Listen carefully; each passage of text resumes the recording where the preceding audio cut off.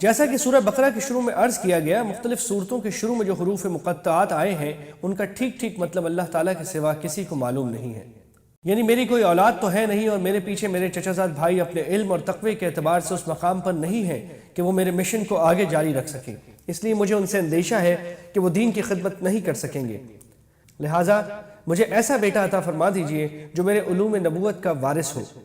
حضرت زکریا علیہ السلام کی اس دعا اور اللہ تعالیٰ کی طرف سے اس کے جواب میں بیٹا عطا فرمانے کا تذکرہ پیچھے سورہ آل عمران میں بھی گزر چکا ہے۔ ان آیتوں کے حواشی بھی ملاحظہ فرما لیے جائیں۔ ان الفاظ سے ظاہر ہے کہ میراث پانے سے حضرت زکریا علیہ السلام کا مطلب مال و دولت کی میراث نہیں بلکہ علوم نبوت کی میراث پانا مراد تھا، کیونکہ حضرت یعقوب علیہ السلام کی اولاد سے مالی وراثت پانے کا سوال ہی پیدا نہیں ہوتا، لہذا ان کی یہ دعا اس اصول کے خلاف نہیں ہے جو معروف حدیث میں حضرت صلی اللہ علیہ وسلم نے بیان فرمایا ہے کہ انبیاء کرام علیہ السلام کا ترکہ ان کے وارثوں میں تقسیم نہیں ہوتا۔ یہ تعجب کا اظہار در حقیقت فرط مسرت میں اللہ تعالیٰ کے اس انعام پر شکر ادا کرنے کا ایک اسلوب تھا۔ یعنی جس اللہ تعالیٰ نے تمہیں عدم سے وجود عطا فرمایا ہے وہ یقیناً اس بات پر بھی قادر ہے کہ تمہیں بڑھاپے میں اولاد عطا فرما دے۔ یعنی کوئی ایسی نشانی بتا دیجئے جس سے مجھے یہ پتہ چل جائے کہ حمل قرار پا چکا ہے۔ یعنی جب حمل قرار پائے گا تو تم سے بولنے کی قوت 3 دن کے لیے سلب کر لی جائے گی، البتہ اللہ تعالیٰ کی تسبیح اور حمد کر سکو گے۔ کتاب سے مراد تورات اور مضبوطی کے ساتھ تھامنے کا مطلب یہ ہے کہ اس پر خود بھی پورا عمل کرو اور دوسروں کو بھی اس کی تلقین کرو۔ علیحدہ جا کر پردہ ڈالنے کی وجہ بعض مفسرین نے یہ بیان کی ہے کہ وہ غسل کرنا چاہتی تھیں، اور بعض نے کہا ہے کہ عبادت کے لیے تنہائی اختیار کرنا مقصود تھا۔ علامہ قرطبی نے اسی کو ترجیح دی ہے۔ پاکیزہ ہونے سے مراد یہ ہے کہ وہ اپنے نسب اور اپنے اخلاق و عادات کے اعتبار سے پاکیزہ ہوگا۔ انسان کی پیدائش کا عام طریقہ تو یہ ہے کہ وہ مرد اور عورت دونوں کے ملاپ سے پیدا ہوتا ہے، لیکن اللہ تعالیٰ نے حضرت آدم علیہ السلام کو اس طرح پیدا فرمایا کہ ان کی پیدائش میں نہ کسی مرد کا کوئی دخل تھا نہ کسی عورت کا، اور حضرت حوا کو چونکہ انہی کی پسلی سے پیدا کیا گیا اس لیے ان کی پیدائش میں مرد کا تو فی الجملہ دخل تھا، عورت کا کوئی دخل نہیں تھا۔ اب اللہ تعالیٰ نے پیدائش کی چوتھی صورت اپنی قدرت سے ظاہر فرمائی کہ حضرت عیسیٰ علیہ السلام کو باپ کے بغیر صرف ماں سے پیدا فرمایا۔ اس سے ایک تو اللہ تعالیٰ کی قدرت کا مظاہرہ مقصود تھا، اور دوسرے وہ ایک پیغمبر کی حیثیت میں لوگوں کے لیے رحمت بن کر تشریف لا رہے تھے۔ ایک پاک باز عورت کو کنوارے پن میں بچہ پیدا ہونے کے تصور سے جو بے چینی ہو سکتی ہے وہ ظاہر ہے۔ اگرچہ عام حالات میں موت کی تمنا کرنا منع ہے، لیکن کسی دینی نقصان کے اندیشے سے ایسی تمنا منع نہیں، اور ایسا لگتا ہے کہ شدید بے چینی کے عالم میں حضرت مریم علیہ السلام کو فرشتے کی دی ہوئی بشارتوں کی طرف وقتی طور سے دھیان نہیں رہا، اس لیے بے ساختہ یہ کلمات زبان سے نکلے۔ حضرت مریم علیہ السلام جس جگہ تشریف لے گئی تھی وہ کچھ بلندی پر واقع تھی، اور شاید یہی جگہ بیت اللحم کہلاتی ہے جو بیت المقدس سے چند میل کے فاصلے پر ہے۔ اس کے نیچے نشیب میں فرشتہ ان سے 2 بار ہم کلام ہوا اور انہیں تسلی دی کہ اللہ تعالیٰ نے آپ کے کھانے پینے کا یہ انتظام فرما دیا ہے کہ نیچے ایک چشمہ بہہ رہا ہے، اور معمولی کوشش سے تازہ کھجوریں آپ پر خود بخود جھڑ جائیں گی، جن میں پوری غذائیت بھی ہے اور تقویت کا سامان بھی۔ بعض پچھلی شریعتوں میں بات چیت نہ کرنے کا روزہ رکھنا بھی عبادت کی ایک شکل تھی جو حضرت صلی اللہ علیہ وسلم کی شریعت میں منسوخ ہو گئی۔ اب ایسا روزہ رکھنا جائز نہیں ہے۔ اللہ تعالیٰ کی طرف سے ان کو یہ ہدایت دی گئی کہ وہ ایسے روزے کی منت مان کر روزہ رکھ لیں، اور کوئی بات کرنا چاہے تو اسے اشاروں سے بتا دیں کہ میں نے روزہ رکھا ہوا ہے، تاکہ خواہ مخواہ لوگوں کے سوال و جواب سے مزید تکلیف نہ ہو۔ بچے کی پیدائش کے بعد حضرت مریم علیہ السلام پوری طرح مطمئن ہو چکی تھیں کہ جس اللہ تعالیٰ نے یہ بچہ اپنی خاص قدرت سے پیدا فرمایا ہے وہی ان کی برات بھی ظاہر فرمائے گا، اس لیے اب اطمینان کے ساتھ خود ہی بچے کو لے کر لوگوں کے سامنے تشریف لے گئی۔ یہ بھی ممکن ہے کہ حضرت مریم علیہ السلام حضرت ہارون علیہ السلام کے اولاد میں سے ہوں، اور ان کے قبیلے کی طرف منسوب کر کے ان کو ہارون کی بہن کہہ دیا گیا ہو، جیسے حضرت ہود علیہ السلام کو عاد کا بھائی کہا گیا ہے۔ اور یہ بھی ممکن ہے کہ ان کے کسی بھائی کا نام ہارون ہو، اور چونکہ وہ نیک نام بزرگ تھے اس لیے ان کی قوم نے ان کا حوالہ دیا ہو۔ یعنی بڑے ہو کر مجھے انجیل عطا کی جائے گی اور نبی بنایا جائے گا، اور یہ بات اتنی یقینی ہے جیسے ہو ہی چکی۔ دودھ پیتے بچے کا اس طرح بولنا اللہ تعالیٰ کی طرف سے کھلا ہوا معجزہ تھا جس نے حضرت مریم علیہ السلام کی برات بالکل واضح کر دی۔ یعنی جب تک میں اس دنیا میں زندہ رہوں گا مجھ پر نماز اور زکوٰۃ فرض رہے گی۔ اس پورے واقعے کو ذکر فرما کر یہ نتیجہ نکالا گیا ہے کہ عیسائیوں اور یہودیوں نے حضرت عیسیٰ علیہ السلام کے بارے میں جو افراط و تفریط اختیار کر رکھی ہے وہ حقیقت نہیں ہے۔ نہ وہ الزامات درست ہیں جو یہودیوں نے ان پر لگا رکھے ہیں، اور نہ ہی انہیں اللہ تعالیٰ کا بیٹا ماننا صحیح ہے جیسا کہ عیسائیوں نے مان رکھا ہے۔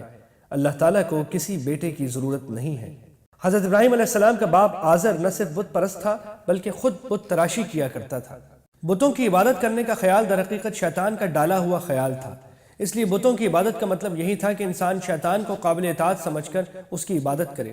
یعنی جو انجام شیطان کا ہو وہ آپ کا بھی ہو۔ عام حالات میں کافروں کو سلام کی ابتدا کرنا جائز نہیں ہے، لیکن جہاں کہیں دینی مصلحت داعی ہو تو اس نیت سے سلام کرنے کی گنجائش ہے کہ اللہ تعالیٰ اسے اسلام کی توفیق دے کر سلامتی سے ہمکنار فرمائے۔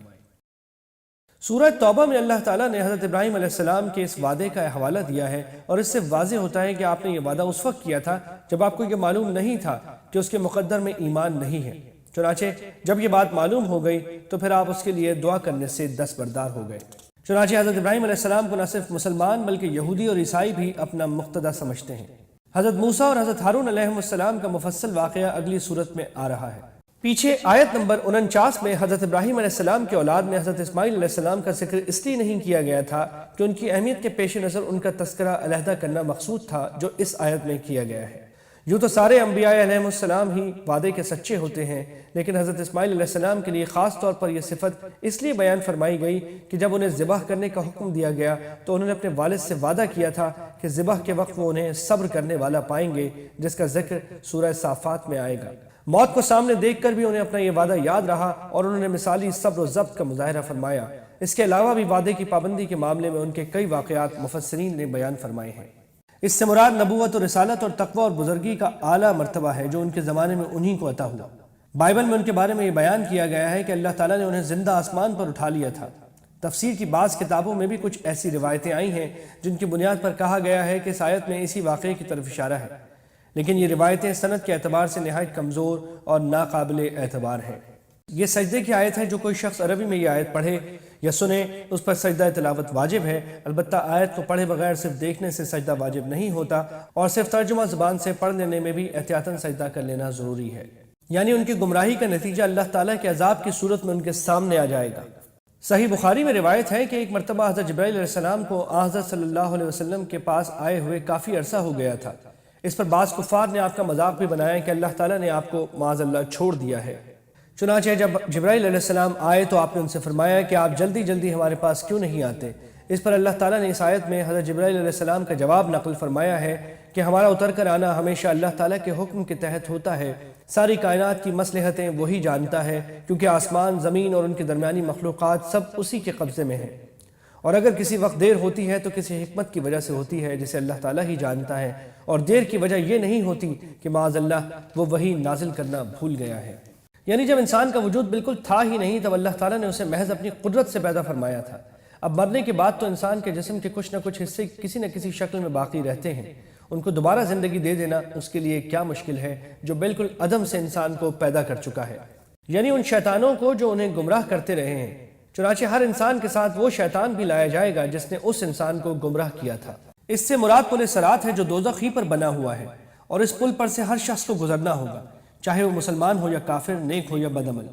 پھر جیسے اگلی آیت میں آ رہا ہے، نیک لوگ تو اس پل سے اس طرح گزر جائیں گے کہ انہیں دوزخ کی ذرا سی بھی تکلیف نہیں ہوگی، اور کافر اور بدعمل لوگوں کو دوزخ میں گرا دیا جائے گا۔ پھر جن کے دلوں میں ایمان ہوگا انہیں تو اپنے اعمال کی سزا بھگتنے کے بعد دوزخ سے نکال لیا جائے گا، اور جن کے دلوں میں رائی برابر بھی ایمان نہیں ہوگا وہ دوزخ میں پڑے رہیں گے، والعیاذ باللہ تعالی۔ اور نیک لوگوں کو دوزخ سے گزارنے کی حکمت یہ بھی ہے کہ جہنم کا ہولناک نظارہ دیکھنے کے بعد جنت کی قدر و قیمت یقیناً زیادہ ہوگی۔ صحیح بخاری میں حضرت خباب بن عرط رضی اللہ عنہ نے بیان فرمایا ہے کہ میں نے مکہ مکرمہ میں لوہار کا پیشہ اختیار کر رکھا تھا، اور اسی سلسلے میں میرے پاس کچھ پیسے مکہ مکرمہ کے ایک کافر سردار عاص بن وائل کے ذمے واجب ہو گئے تھے۔ میں اس سے اپنا حق مانگنے کے لیے گیا تو اس نے قسم کھا کر کہا کہ میں تمہارے پیسے اس وقت تک نہیں دوں گا جب تک تم محمد صلی اللہ علیہ وسلم کو نہ جھٹلاؤ۔ میں نے کہا کہ تم مر کر دوبارہ زندہ ہو جاؤ تب بھی میں محمد صلی اللہ علیہ وسلم کو جھٹلا نہیں سکتا۔ اس پر عاص بن وائل نے کہا، اچھا جب میں مر کر دوبارہ زندہ ہوں گا تو وہاں بھی میرے پاس بہت سا مال اور اولاد ہوگی، اس وقت میں تمہارے پیسے ادا کر دوں گا۔ اس موقع پر یہ آیت نازل ہوئی تھی۔ بعض مشرکین یہ کہا کرتے تھے کہ ہم لات اور عزا جیسے بتوں یا دوسرے معبودوں کی عبادت اس لیے کرتے ہیں کہ وہ اللہ تعالیٰ کے پاس ہماری سفارش کریں۔ یہ ان کے اسی عقیدے کی طرف اشارہ ہے، اور جواب میں فرمایا گیا کہ جن دیوتاؤں پر یہ بھروسہ کیے بیٹھے ہیں قیامت کے دن وہ تو اس بات ہی سے انکار کر دیں گے کہ ان کی عبادت کی گئی تھی، اور وہ ان کی سفارش تو کیا کرتے، الٹے ان کے مخالف ہو جائیں گے۔ یہ مضمون سورہ نحل میں بھی گزرا ہے، جیسا کہ وہاں بھی عرض کیا گیا تھا، عین ممکن ہے کہ اللہ تعالیٰ ان بتوں کو بھی زبان دے دے اور وہ ان کے جھوٹا ہونے کا اعلان کریں، کیونکہ دنیا میں بے جان ہونے کی بنا پر انہیں پتہ ہی نہیں تھا کہ کون ان کی عبادت کر رہا ہے۔